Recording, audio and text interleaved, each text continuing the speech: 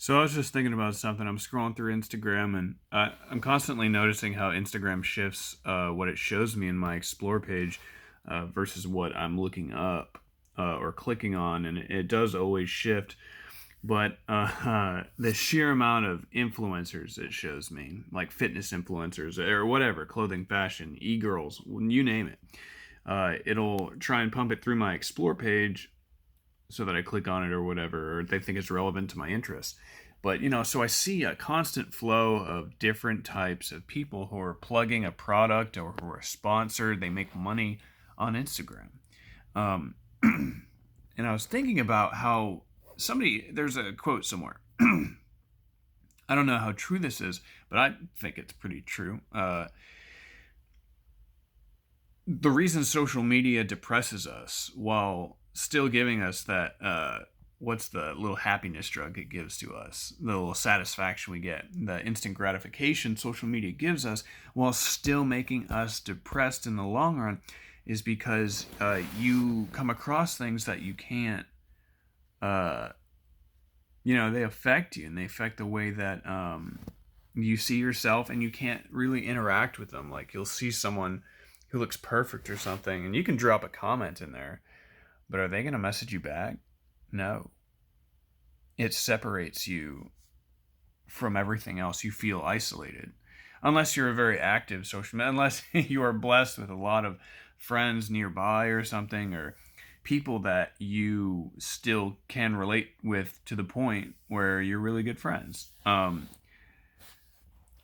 But what I got from it, and what I've been thinking about for a couple weeks now, is that you remember the time when, and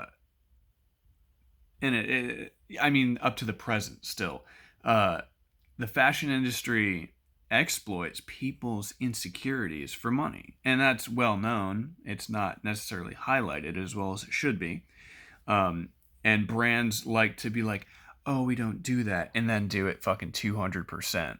Um, they kind of virtue signal for a second and then back on their bullshit. And I know this is obvious, but God, it is such a tragedy that it is now being normalized just in a different way. But companies will hire influencers and sponsor them to do that dirty work. You know, you can look at an influencer, and if you've ever looked on any, I'm talking any, there's not a fucking one of them that is innocent from this. They want you to feel like they're perfect. They can be vulnerable for a second, but that's just going to make you like them more, and they know that. That's part of the formula. There are influencers who just have different balances of, are they vulnerable or are they just fake on there? But a lot of people can't tell the difference. Um, Everyone is striving for that perfection, and that makes me depressed, is constantly thinking that I need to be perfect and not accepting my humility and my humanity, whatever, my flaws, and being OCD as it pertains to how I see myself, and what's okay for me as far as existing. Um, Spending too much time on social media really gets me down. Um, I don't know why I haven't been posting videos a lot. Maybe it's because I've been doing a little bit more introspect, just kind of looking inward instead of trying to observe everything around me so closely. Although now is a good time to be doing that, but it's also a hard time to be doing that because you should be paying attention to all the things around you.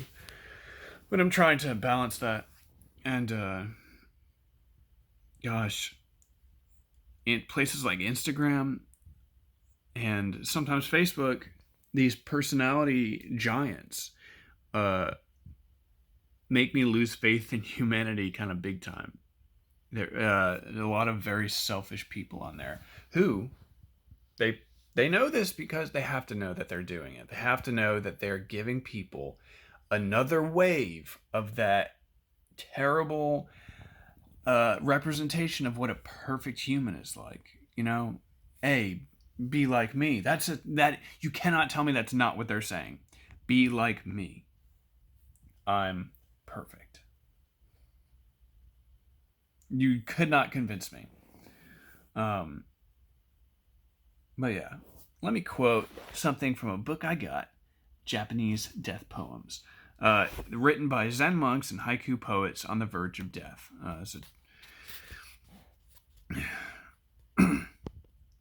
This is by Ingo. He died on the 21st day of the 8th month, 1281. That's the year 1281. At the age of 72. 73 years, I've drawn pure water from the fire. Now I become a tiny bug. With a touch of my body, I shatter all worlds.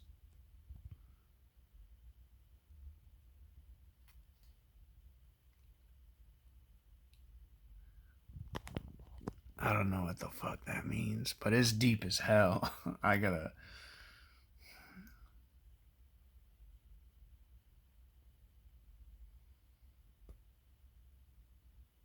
Who knows? Jeez Louise.